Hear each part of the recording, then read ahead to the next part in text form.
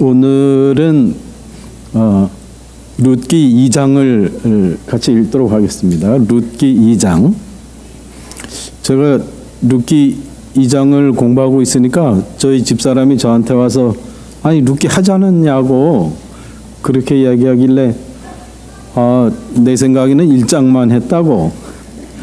그러니까 아주 아마득한 옛날에 우리가 1장을 읽었는데, 그런데 여러분 이 내용을 다 알고 계시기 때문에 한 장만 뜯어서 읽어도 충분히 우리에게 의미가 있으리라고 생각합니다. 룻기는 어디 있죠?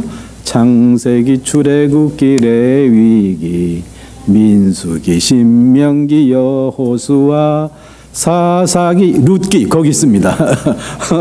거기 있습니다. 페이지로는 몇 페이지죠?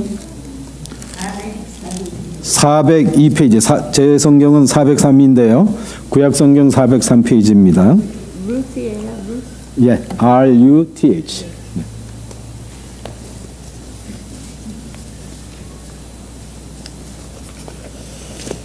자, 같이 한번 볼까요? 나오미의 남편 엘리멜렉의 친족 중 유력한 자가 있으니 이름은 보아스더라. 자, 우선 이 2장의 배경을 조금 살펴보면은요. 지금 제가 나눠드린 종이 있죠? 이 종이는,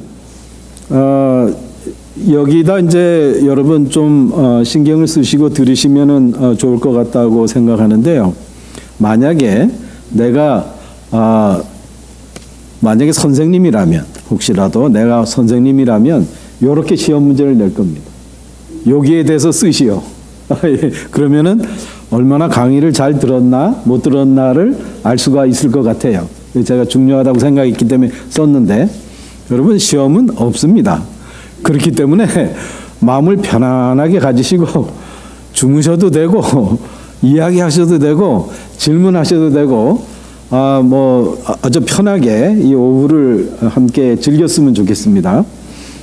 자, 그런데 이 2장을 시작할 때 이 배경은 어떻게 되냐면, 이제 룻과 나오미가 베들레헴으로 돌아오는 스토리입니다. 1장이 베들레헴으로 돌아오는데, 왜 돌아오게 되냐면 룻과 나오미가 이 베들레헴을 떠났죠.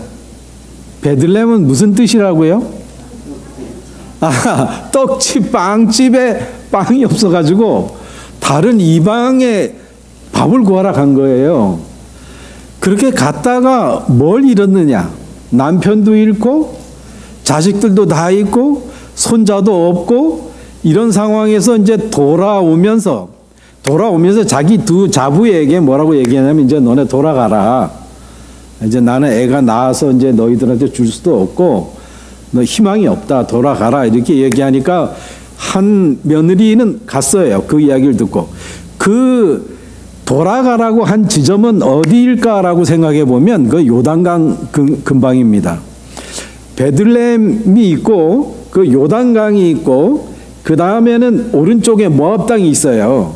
그러니까 그쪽으로 갔다가 돌아오면서 요단강을 건너기 전에 이제 여기를 건너면 이제 이스라엘 땅으로 들어가는 거예요. 유대 땅으로. 그러니까 그 강을 건너기 전에 너네 이제 돌아가라고 했는데, 그 중에 한 명은 돌아가고 한 명은 안 가겠다고. 어머니가 하는 곳에 내가 가고 어머니 하나님이 내 하나님이 될 것이다. 이렇게 하면서 끝까지 쫓아오는 게 누구의? 룻입니다. 그래서 이 룻과 이 나오미가 그렇게 고생을 하고 아주 험한 꼴을 다 당하고 이 외국 땅에서, 그런 다음에 들려오는 소식에 의하면 그 베들레헴에 뭐가 있다고요? 떡이 다시 있다는, 풍성한 떡을 하나님께서 자기 백성을 생각하시고 떡을 주셨다라는 소식을 듣고 돌아오는 거예요. 그러니까 이 베들레헴은 지금 현재 잔치 분위기입니다. 잔치 분위기는 뭔가 하면 지금 우리 달력으로는 4월에서 한 6월까지 추수, 보리 추수, 밀 추수를 한 7주 동안 해요. 그래서 그게 77절이라고 그러고 그 끝나는 날 오순절이라고 그러는데, 그때가 돼서 이 베들레헴에 있는 사람들은 잔치 분위기고 올해 정말 풍성한 그런 수확을 갖겠다라고 생각하는 그 시점에 나오미와 룻이 거기에 이제 들어선 겁니다. 들어섰는데 우리의 주인공 나오미와 룻은 행복하지 않았어요.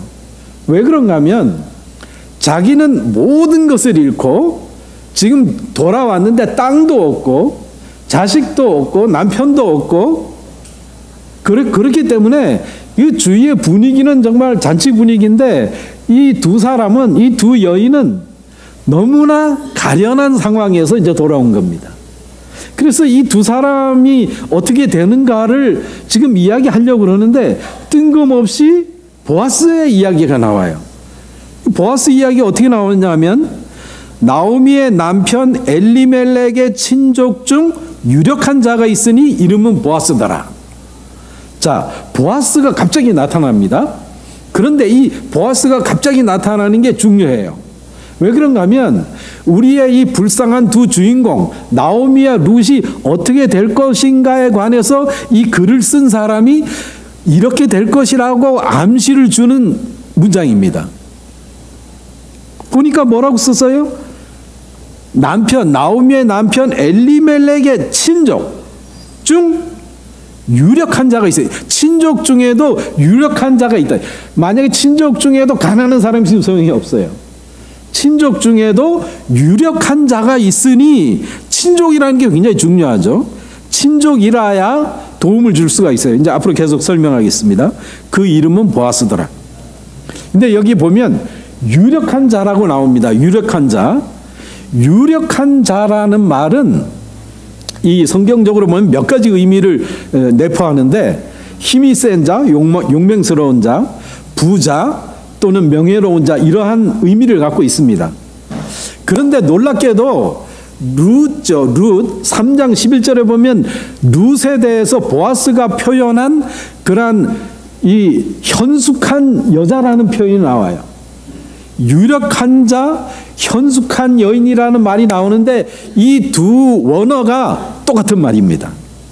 그러니까 이 말의 뜻은 뭔가 하면 우리의 스토리가 전개가 되는데, 유력한 자와 유력한 여인의 스토리라는 거예요. 그러니까 우리 생각에 이게 선남 선녀가 잘 되지 않을까, 이런 생각을 하게 만드는 것입니다.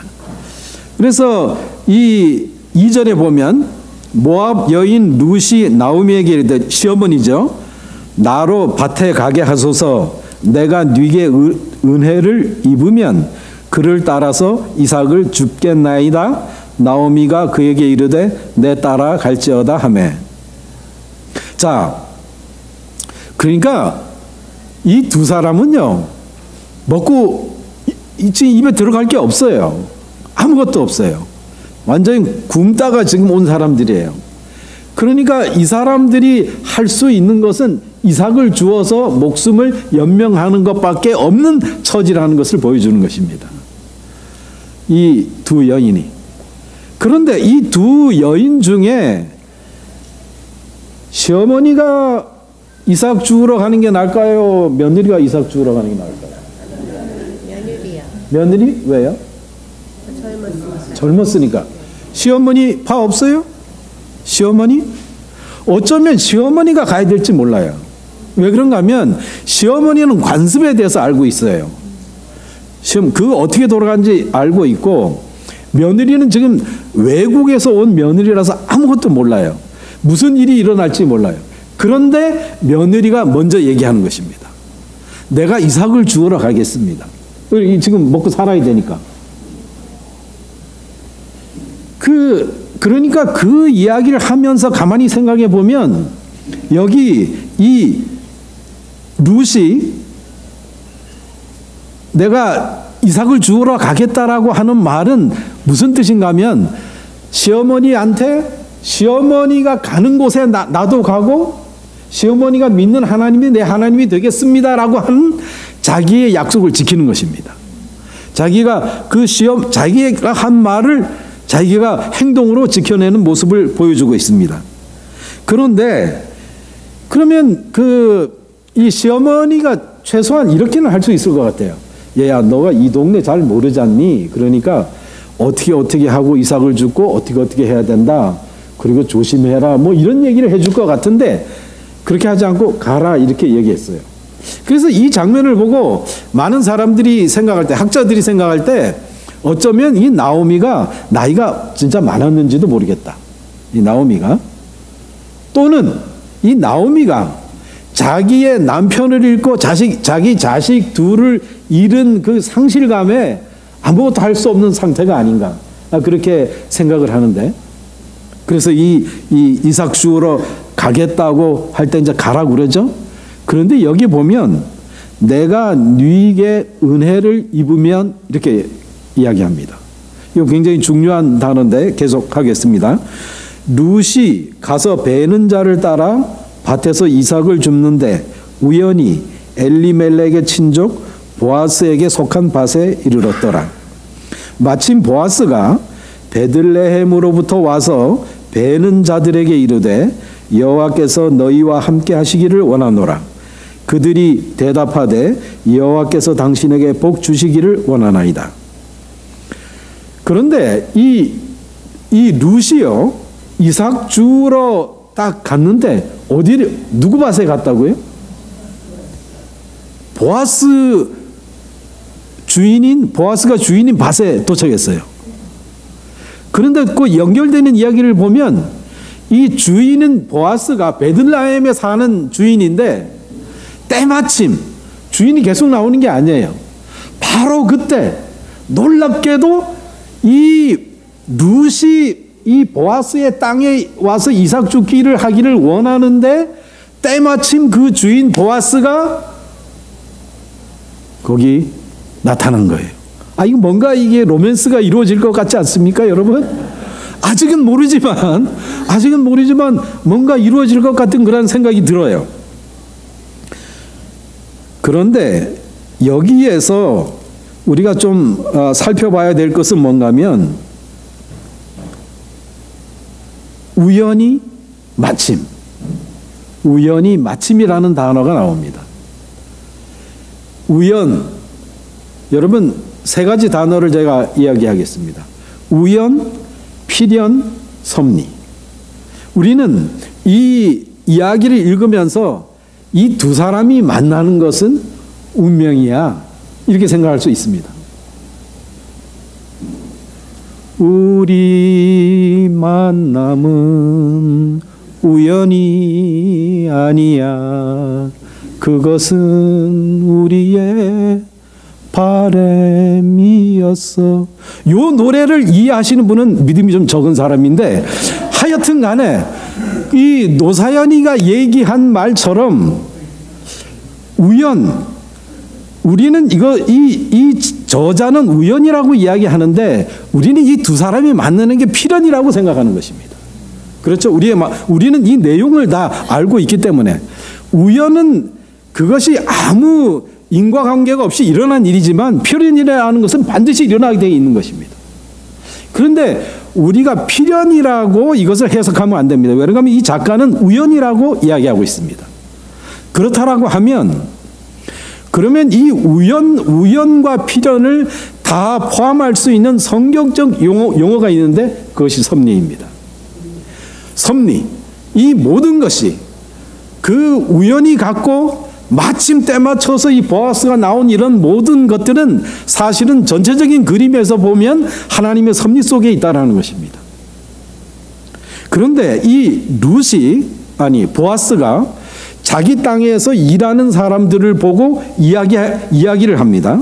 4절, 마침 보아스가 베들레헴에서 와서 베는 자들에게 이르되 여호와께서 너희와 함께 하시기를 원하노라. 그들이 대답하되 여호와께서 당신에게 복 주시기를 원하나이다. 자, 우리는 이 룻을 굉장히 우리의 주인공을 불쌍하게 생각하기 때문에 좋은 남자를 만났으면 좋겠는데 그 보아스라는 남자가 나타나자마자 자기 땅에서 일하는 사람들을 향해서 뭐라고 얘기해요? 뭐라고 얘기해요? 하나님이 너희와 함께 하시기를 원한다. 이렇게 이야기하죠. 그런데 그러면 이 보아스가 이게 믿음의 사람이구나, 우리에게 이런 안도감을 주는데, 놀랍게도 그 밭에서 일하는 사람들도 똑같이 여호와께서 당신에게 복 주시기를 원하나이다. 신기하게도 일하는 사람이나 그 주인이나 다 믿음 안에 있는 사람들이라는 것을 알 수가 있습니다. 그런데 5절, 보아스가 베는 자들을 거느린 사환에게 이르되 이는 네 소녀냐. 이 보아스가 그 일하는 사람 중에, 이 일하러 온 사람들 중에 잘 모르는 처녀가 있었어요. 그 처녀를 보고 사환에게 물었다는데, 이 사환은 젊은 사람이라고 볼 수 있는데, 젊지만 그 일하는 그룹의 십장이에요. 우리 옛날 말로 노가다 십장. 유식하게 말하면 팀 리더. 네? 제가 목사님처럼 유식하기는 말 못하지. 노가다 십장처럼 주위에 있는 사람들 제일 대장이야. 그 사환한테 저 누구냐 이렇게 물어보죠. 물어보는 말이 이는 네 소녀냐 이렇게 물어보는데, 이는 네 소녀냐라는 말은 원문에 보면 이 여인은 누구에게 속한 여자냐 이렇게 물어봅니다. 이 여자는 누구에게 속한 여자? 이 당시의 사람들에게 있어서 여인은 어렸을 때는 누구에게 속해 있어요? 부모에게. 장성에서는 남편에게. 그러한 개념이 있었기 때문에 이 여자는 누구에게 속한 여자냐 이렇게 물어봅니다. 그런데 이 사환이 이렇게 대답해요. 베는 자를 거느린 사환이 대답하여 가로되 이는 나오미와 함께 모압 지방에서 돌아온 모압 소녀인데. 누구냐? 그러면 룻입니다. 이렇게 이름을 말하는 것이 아니라 모압 지방에서 돌아온 모압 소녀입니다. 이 룻이 모압에서 온 여자라는 것은 1장에서도 계속 이야기하고 있어요. 그런데 이 사환이 자기 주인이 누구냐 그러면은 룻이다 이런 식으로 대답하는 것이 아니라 모압 지방에서 온 여자입니다. 이렇게 이야기합니다. 그러니까 이것은 어떤 긴장감을 유발시키는데, 과연 모압 지방에 온 사람이 예쁘다, 아니면 성품이 어떻다, 이런 얘기가 아니에요. 모압에서 왔다. 이스라엘 사람들에게 있어서 이 모압 사람들은요, 총회에 들어오지 못하는 사람들입니다. 그 이방인의 여자입니다라는 것을 강조하고 있어요. 그런데 6절에 보면 베는 자를 거느린 사환이 대답하여 가로되 이는 나오미와 함께 모압 지방에서 돌아온 모압 소녀인데, 계속 이 모압 소녀를 강조하고 있어요. 그의 말이 나로 베는 자를 따라 단 사이에서 이삭을 죽게 하소서 하였고 아침부터 와서는 잠시 집에서 쉰 외에 지금까지 계속하는 중이니이다. 여기에 보면 계속 일을 하는 것처럼 표현되어 있지만 원어를 보면 계속 기다리고 있습니다. 계속 기다리고 있는데요, 여기 보면 이 사환한테 어떤 요청을 했냐면 베는 자를 따라서 단 사이에서 이삭을 죽게 해달라 이렇게 요청을 했어요. 그런데 이 사환의 입장에서 보면 사환이 그것을 예스와 노를 할 수 있는 입장이 아니에요. 주인이 오기 전에는. 왜 그런가 하면은 베는 자를 따라서 이삭을 죽겠다라는 말은 무슨 뜻인가 하면, 그 당시에 이 풍습으로 보면 이 일하는 사람들 중에 남자들, 젊은 사람들은 이렇게 이 밀이나 보리를 이렇게 베 가지고요, 이 묶음으로 이렇게 놔요. 그리고 이제 가면 그 뒤를 누가 오냐면 처녀들, 여자들이 와가지고 그거를 단을 묶어요. 그래가지고는 그것을 창고든지 어디든지 나를 거 아닙니까? 그렇게 다 나르고 난 다음에 이삭 죽기를 할 수 있습니다. 무슨 말씀인지 아시죠? 그런데 이 룻은 어떻게 해달라고 요청을 했어요?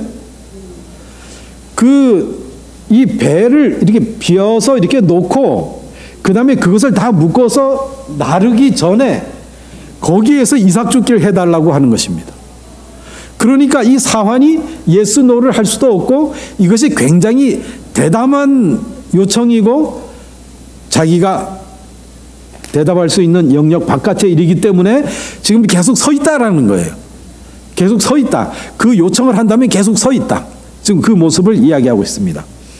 보아스가 룻에게 이르되, 그러니까 참 그러한 상황에서 이 보아스가 그 이야기를 듣고, 이 보아스가 아까 믿음이 있는 사람인 건 알겠는데 이 사람이 어떤 사람인가를 더 자세히 설명하는 것이 8절인데, 보아스가 룻에게 이르되 내 딸아 들으라.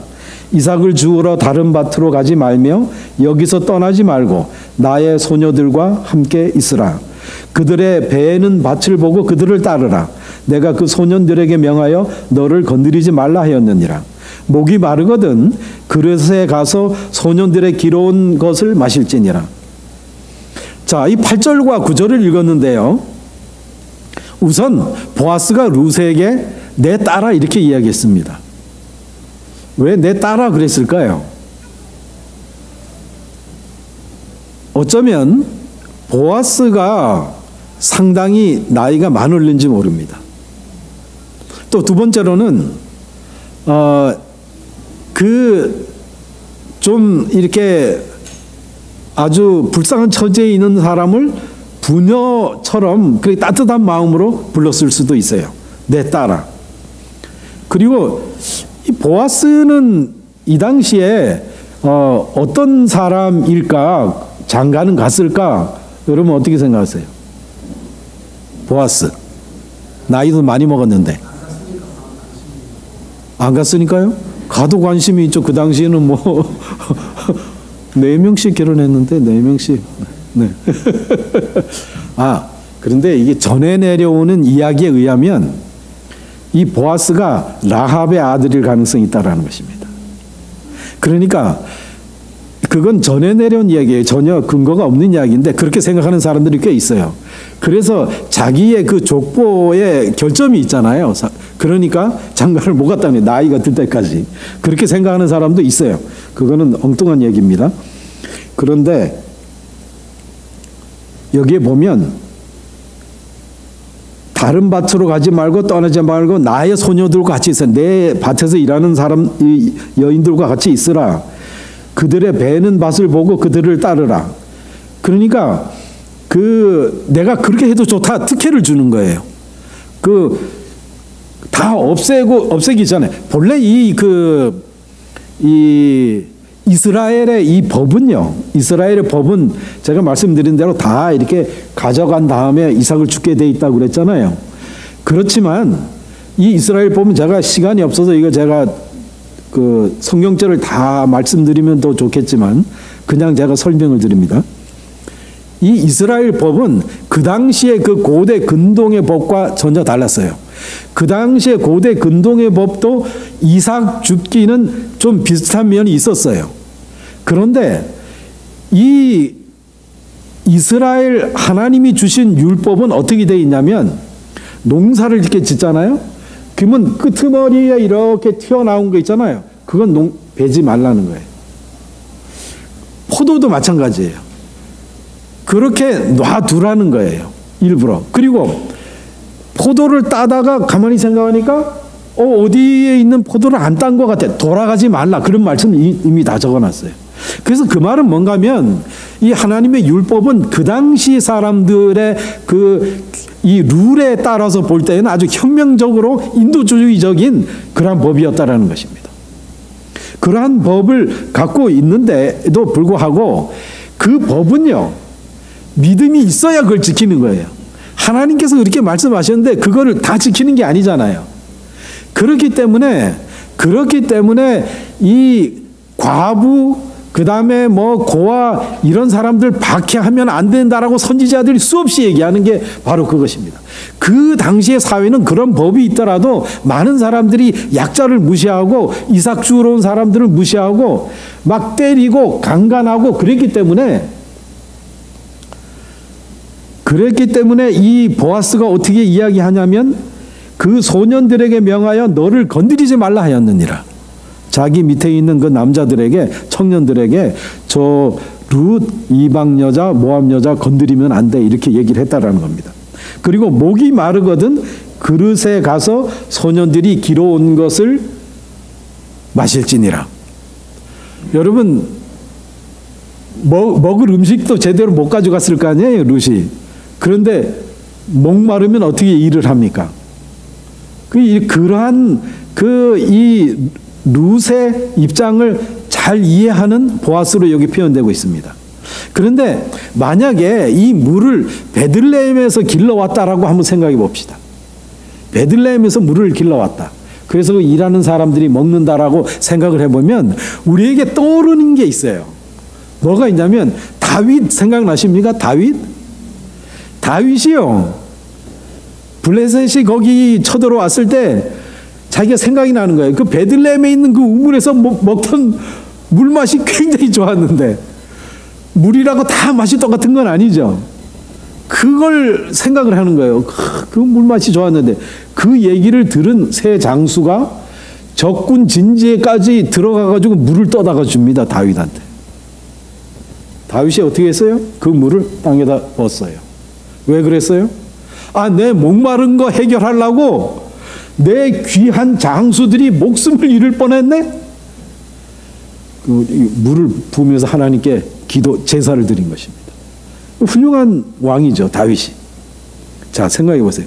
그런 귀한 물이 베들레헴에서 왔는데 그걸 누구한테 잘 안 줄 텐데 보아스가 자기 하인들에게 물을 주라고 명령을 한 것입니다. 이 보아스가 그런 사람이라는 것을 보여주고 있습니다. 그러니까 10절에 룻이 땅에 엎드려 절하며, 땅에 엎드려 절하는 것은 하나님께 그렇게 하는 것이고 왕에게 그렇게 하는 것이고 목숨을 살려준 사람에게 그렇게 하는 것입니다.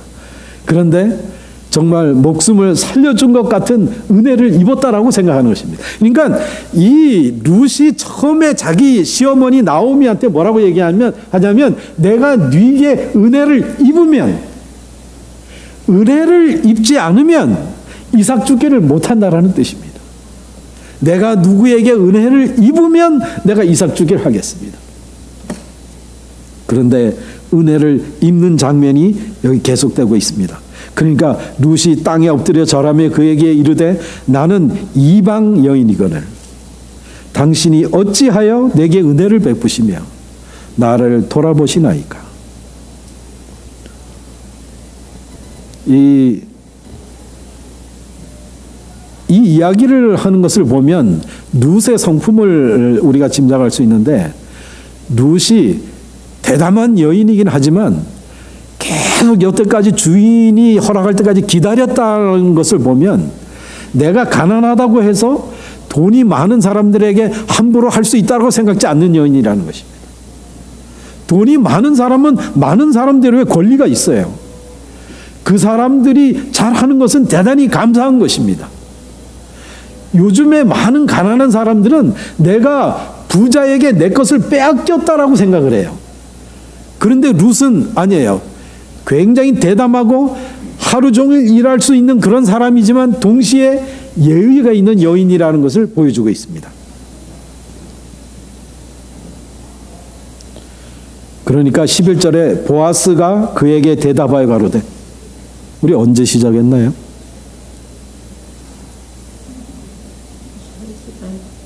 반쯤 시작했나요? 한 20분만 가다가 마치겠습니다. 주무셔도 좋다 그러니까 정말 주무시는 분이 많아서 자, 조금 더 하다가 마치겠습니다. 자, 보아스가 그에게 대답하여 가로되 내 남편이 죽은 후로 내가 시모에게 행한 모든 것과, 그러니까 이 룻이 남편들이 죽은 다음에 아무 희망이 없는데도 자기 시어머니에게, 시어머니가 아무 희망이 없어요. 시어머니가 나에게 잘해줄 재산도 없고 자식도 없고, 그런데 그 시어머니에게 효도를 했다라는 것입니다. 그것을 내가 들었고, 그 다음에 내 부모와 고국을 떠나, 내 부모와 고국을 떠났다. 이 말은 무슨 뜻인가?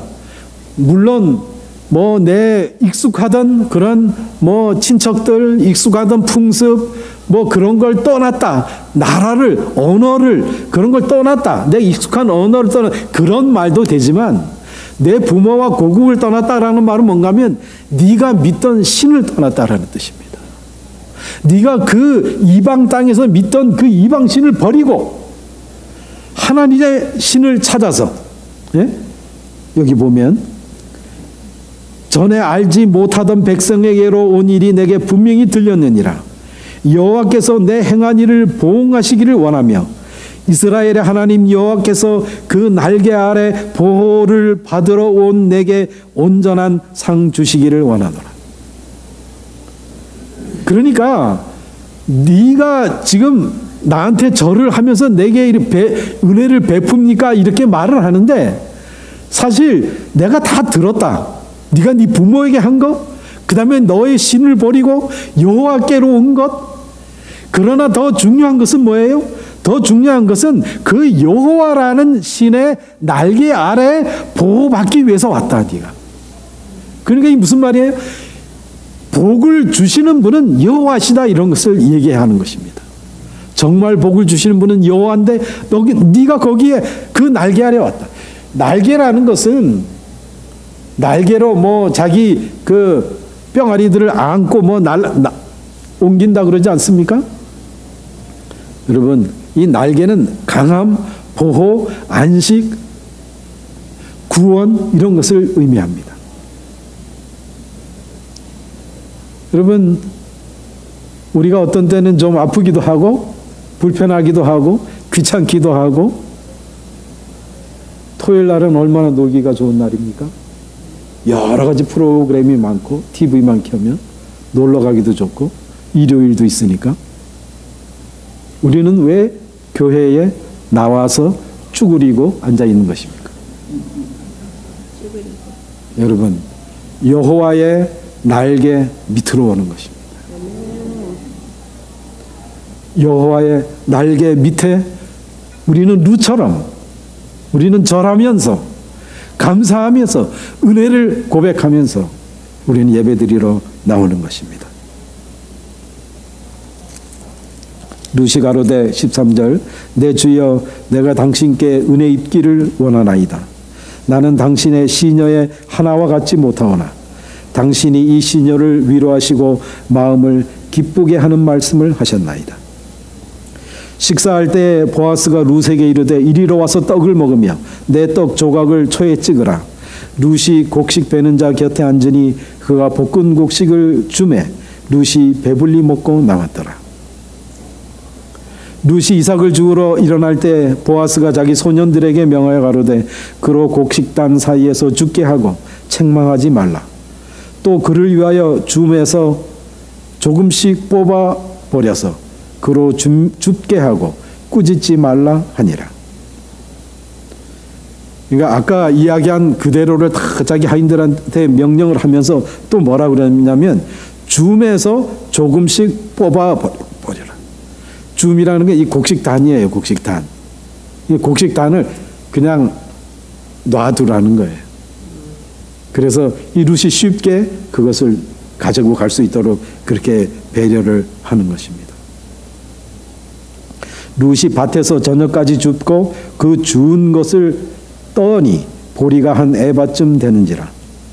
그러니까 이 룻이 아주 근면한 여인으로 표현되어 있습니다. 아주 늦게까지 일을 하고 저녁까지 줍고 그 다음에 그 주운 것을 떠는 게 뭐예요? 추수를 했다는 거죠. 그러니까 그 농사진 사람들은 뭐 바위 같은 데다가 놓고 뭐 이게 동물을 사용해서 뭐 하든지 이게서 좀 고차원적으로 추수를 하는데 이 사람은 어떻게 했겠어요? 룻은 그 딱딱한 데다 놓고 뭐 두들겨 가지고 추수를 해 가지고 이제 자기 시어머니한테 가는 것입니다. 그런데 그 주운 것을 떠니 보리가 얼마쯤 됐다라고요? 한 에바가 되는지라. 이 에바의 단위는 호멜의 10분의 1입니다. 호멜의 10분의 1인데 호멜이라는 단위는 어느 정도냐면 이 낙타가 자기가 이렇게 지고 낙타가 지고 갈 수 있는 그 무게입니다. 그런 무게의 10분의 1이니까 상당히 많은 거예요. 그리고 이것을 또 다르게 또 보면 이 한 에바는 어느 정도냐면 이 다윗이 심부름을 할 때, 이새의 심부름을 할 때 그 형 3명이 전장터에 나갔어요. 근데 거기에 음식을 가져가라 그럴 때 한 에바를 주었다 그랬어요. 다윗이. 그러니까 상당히 3명의 음식을 다 이렇게 쌌으니까 상당히 많은 것입니다. 그러니까 그 정도 가져오면 이 룻과 이 시어머니 나오미가 상당 기간 먹을 수 있는 그렇게 많은 것을 가지고 왔다라는 것을 보여줍니다. 네네, 22리터. 예. 지금 학자들은 20리터에서 40리터쯤 될 거라고 생각을 하고 있는데요. 20리터면 키로로 어느 정도 되죠? 키로. 20kg? 20kg쯤 됩니까? 이게 상당히 무거웠을 거예요. 그게 상당히 무거웠을 텐데 그게 너무 힘들게 가져갔다라는 소리가 없어요. 아마 첫날 나가가지고 어떻게 될지 모르는 그런 긴박한 마음으로 나갔는데 대단한 은혜를 입고 수확을 이렇게 많이 이거 갖고 또 자기가 먹던 것까지 이렇게 다 싸가지고 왔으니까 아마 걸음은 가볍게 시어머니한테 왔을 거예요. 그래서 이제 그 시어머니를 만나서 이야기를 합니다. 그것을 가지고 성읍에 들어가서 시모에게 그 주운 것을 보이고 그 배불리 먹고 남긴 것을 내어 시모에게 드리매 시모가 그에게 이르되 오늘 어디서 주었느냐? 어디서 일을 하였느냐? 너를 돌아본 자에게 복이 있기를 원하노라. 롯이 누구에게서 일한 것을 시모에게 알게 하여 가로되 오늘 일하게 한 사람의 이름은 보아스니이다. 시어머니가 뭐라고 그래? 너 어디? 이게 지금 이 자기 며느리가 가져온 음식과 그 수확한 양을 한 에바나 된 걸로 보니까 깜짝 놀라는 거예요. 도대체 어떻게 이렇게 많은 수확을 해서 어디서 일했니? 그런데 이 룻은 뭐라고 대답해요? 어디서 일했다라고 그러지 않고 보아스 얘기를 꺼냅니다. 보아스하고 같이 일했습니다. 여러분, 직장이 아무리 좋아도요, 같이 일하는 사람이 나쁘면 꽝이에요. 여러분, 얘기 들어보셨죠? 서울에서 부산 가는데 가장 빠르게 가는 방법이 뭐라고요? 트레인. KTX. 네. 미국에 살면서도 잘도 아시네. 그거는 알아요. 네. 서울에서 부산 가는데 가장 빠르게 하는 방법은 자기 좋아하는 사람과 같이 가는 거예요. 무슨 말인지 아시겠죠? 여러분, 어디서 일하는 것보다 누구와 함께 일하는 것이 중요합니다. 내가 아무리 직장이 좋은 것보다 누구와 함께 일하는 거예요. 여러분 옆에 있는 사람이 그렇게 소중한 것입니다. 이 교회가 내가 정말 여기 빨리 가고 싶은데, 이 교회 금요일 저녁 되면 벌써 마음이 설레는데, 네? 그 교회 가면 김장로 만나요. 보기만 해도 그냥 어떤 교회가 좋겠습니까? 여러분, 김장로가 되지 말고 보아스가 돼야 합니다. 정말 내가 그 사람에게 좋은 사람이, 그 사람이 생각할 때 이 교회가 좋아서 와야 되는데, 와야 되는 사람이 내가 그렇게 돼야 돼요. 내가 그렇게 교회를 만들어야 됩니다.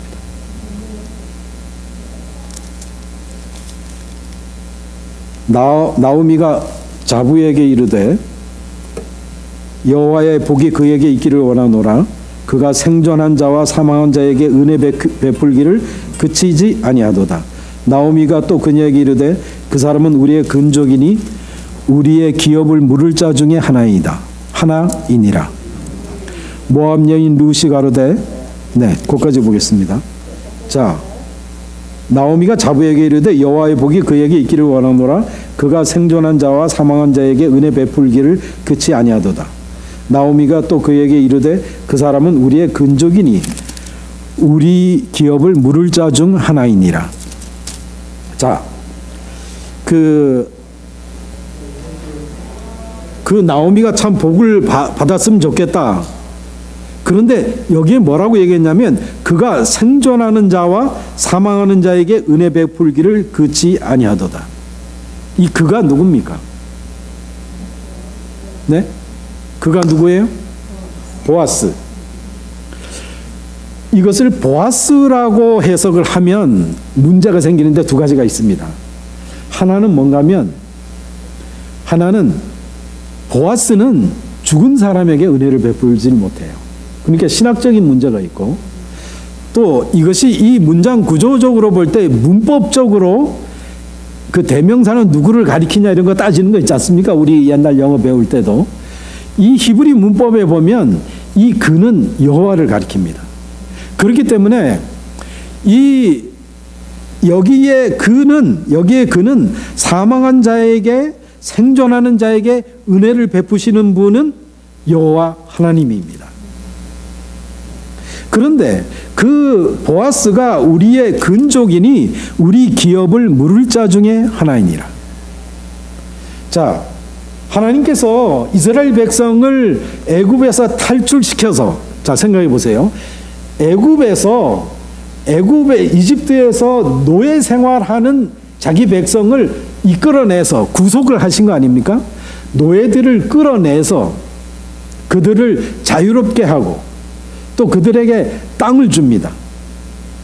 그래서 여호와께서 하시는 말씀이 뭔가 하면 너희들이 갖고 있는 땅, 너희들이 갖고 있는 생명 이것은 모두가 내 것이라는 것입니다. 제가 성경절을 읽어드리고 싶은데 지금 시간이 없어요. 그래서 그렇게 나온 사람들이 자유를 가진 사람들이 진정한 자유를 가지려고 하면 그 사람들이 땅이 있어야 합니다. 무슨 말씀인지 알죠? 땅이 있어야 하는데 그 땅을 모세와 여호수아가 분배를 할 때 그 땅의 단위를 친족의 단위에 따라서 분배를 했습니다. 그러니까 친족이 어떻게 되는가를 우리가 친족은 그럼 어떠한 단위일까를 우리가 생각을 해야 되는데 여러분 아브라함이 자기 아비의 집을 떠나 이렇게 돼 있죠. 그러니까 아버지가 일가를 이루었을 거 아니에요. 아비의 집을 떠나서 지금 가나안을 향해서 가는데 그 아비의 집과 우리 여기 성경에 나와 있는 것을 보면 지파라고 나오죠. 지파. 아비의 집과 지파의 중간 단위가 친족입니다. 친족. 그런데 이 여호수아 모세가 땅을 분배할 때 어떻게 했을까요? 개인에게 했을까요? 가족에게 했을까요? 지파에게 주었을까요? 친족에게 줬습니다. 그렇기 때문에 이스라엘 사람들의 그 집단에서 가장 중요한 단위가 친족인데 이 친족은 여기에 기업 물을 자라는 말이 나오는데 만약에 어떤 사람이 땅을 잃어버렸어요. 땅을 잃어버렸다는 말은 뭔가 하면 우리 왜 그 옛날에 그 가난한 농촌에서 자식을 공부시키려면 어떻게 해요? 땅을 계속 팔아가지고 어떻게 해요? 공부시키잖아요. 그런 식이에요. 땅을 자기가 다 잃어버린단 말이죠. 그러면 그 잃어버린 것을 찾아줘야 돼요. 왜 찾아줘야 되냐면 그 땅은 너희들은 그 땅이 너네 것이 아니고 너네는 나그네로 있느니라. 이게 다 하나님 땅이에요. 하나님이 우리에게 친족 단위로 배분해 줄 건데 그것을 잃을 수가 없는 것입니다. 그렇기 때문에 그것을 무르는 자, 그걸 고엘이라고 그러는데 그 무르는 자는 친족에서 나와야 합니다. 그렇기 때문에 계대 결혼, 형사 취수제도 이런 말이 나오는 거예요. 형이 살다가 죽었어. 아들이 없어. 그럼 어떻게 해야 돼요? 거기 형제들이 있으면 어떻게 해요? 동생이 어떻게 해요? 전 얘기 안 했습니다. 장모님 말씀하셨지. 형수하고 결혼해가지고 뭘 해요? 그 대를 이어주는 거죠. 그 다음에 또 자기 자식을 낳아요. 그러니까 이 친족이라는 단위가 그렇게 중요하고 이 기업 무른다는 말이 그 말입니다. 그래서 그러니까 이 이스라엘 사람들에게 있어서 기업 무르기, 이 친족, 그러니까 예를 들어서 우리 친족 중에서 어떤 사람이 억울하게 죽었어. 그러면 그걸 어떻게 해야 돼요? 피를 보수하는 것입니다. 땅을 보수하고 피를 보수하고 또 노예로 팔렸으면 몸을 기업 무르기를 해서 데려오는 것입니다. 그것이 친족들이 할 일이에요. 그래서 이 성경상에는 이 친족이 굉장히 중요한 의미를 갖고 있는 것입니다. 나오미가 21절 모압 여인 루시 가로되 또 이르기를 내 추수를 다 마치기까지 너는 내 소년들에게 가까이 있으라 하더이다. 나오미가 잡으러 루세게 이르되 내 딸아 너는 그 소녀들과 함께 나가고 다른 밭에서 사람을 만나지 아니하는 것이 좋으니라. 이에 루시 보아스의 소년들에게 가까이 있어서 보리 추수와 밀 추수를 마치기까지 이삭을 주우며 그 시모와 함께 거하니라. 이 7주 동안을 그렇게 시어머니 나오미를 공경했다 이렇게 이야기가 나오고 있습니다. 자, 이제 시간이 몇 분 안 남았습니다. 질문 받고 끝내겠습니다. 혹시 어떤 이런 대체적인 스토리를 들으면서 어떤 하실 말씀이나 또 궁금한 거나 또 있으면은 잠깐 좀 이야기를 하겠습니다.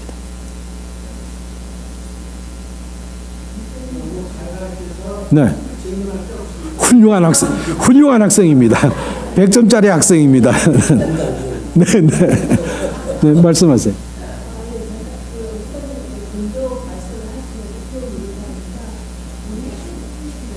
네.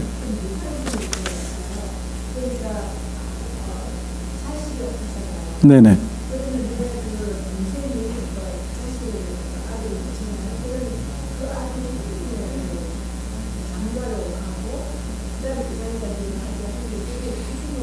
예. 우리나라에도 비스무리한 아주 은혜로운 법이 있었습니다. 네. 또 다른 말씀.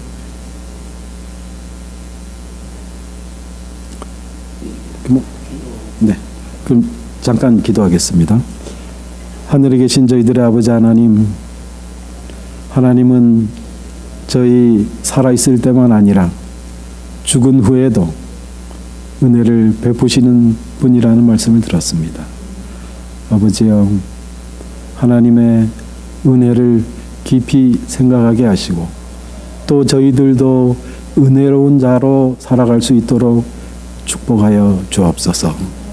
주님, 이 안식일 저희들과 함께 계셔 주시고 저희들 몸과 마음과 영혼이 회복되게 하시고 오늘 한 주일 주님과 동행하는 한 주일 되도록 저희 개인과 저희 가정과 또 저희의 친족, 구약시대에는 친족이었지만 지금 신약시대에는 이 교회인, 이 교회의 모든 구성원들이 참으로 주님과 동행함으로 크게 은혜 얻는 그런 한 주가 되도록 인도해 주시기를 예수님의 이름으로 기도합니다.